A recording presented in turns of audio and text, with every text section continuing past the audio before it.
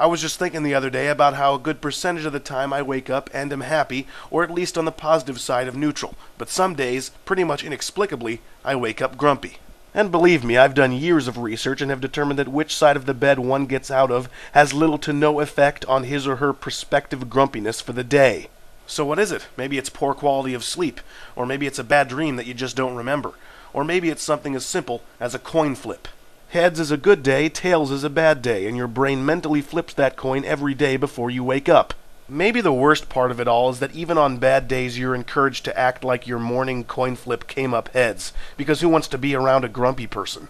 Maybe your job requires high amounts of customer face time, and so it also requires you to pretend to have a double-headed coin in your noggin, that there's no off switch to your happiness. After all, grumpiness is unprofessional. But I'm here to tell you that it's okay and maybe even healthy to be grumpy every once in a while, so wear your frown with pride. Just remember when it's a day where the coin comes up heads to smile all the wider.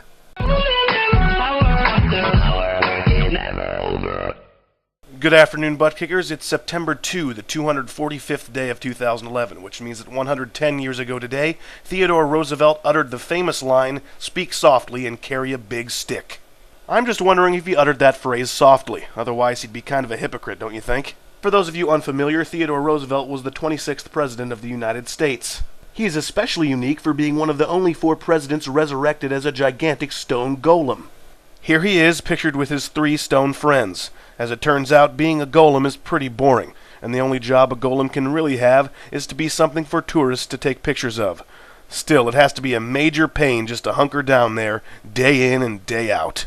Anyway, the speak softly and carry a big stick saying evolved into some sort of ideology that dictates that while people in positions of power should negotiate level-headedly, they should also be constantly brandishing their armies. Yes, actions speak louder than words, but words are more documentable, and can thereby speak longer than actions. Applying said ideology to everyday scenarios probably looks something like this. Hey brother, I'm just coming to let you know that you've had free reign over the big basement television for the past couple of days, and I was just hoping we could make some sort of compromise where I get to use the television every once in a while. Oh, and don't mind those guys. They're just 3 angry mobsters, 5 assassins for hire, and a murderous, starving hobo who thinks there's a hamburger in your pants. You know, now that I think about it, speaking softly and carrying a big stick could get things accomplished in a pretty gosh darn timely manner. Is your boss letting your Christmas bonus slip his mind? Persuade him gently while a tribe of aboriginals pin him to the wall by his collar with poison darts. Is your mother making you clean your room? Reach a compromise while trained professionals dangle rabid raccoons in front of her face. It's all about providing a decent gradient of intentions. I'm speaking reasonably, so we can be reasonable. However, I also have instant access to about 9 ways to be highly unreasonable. It's the classic do you want to do this the easy way or the hard way situation. So thanks, Rosie, for telling us that it's okay to give people options. If you don't mow the lawn right now, I'll tickle you senseless.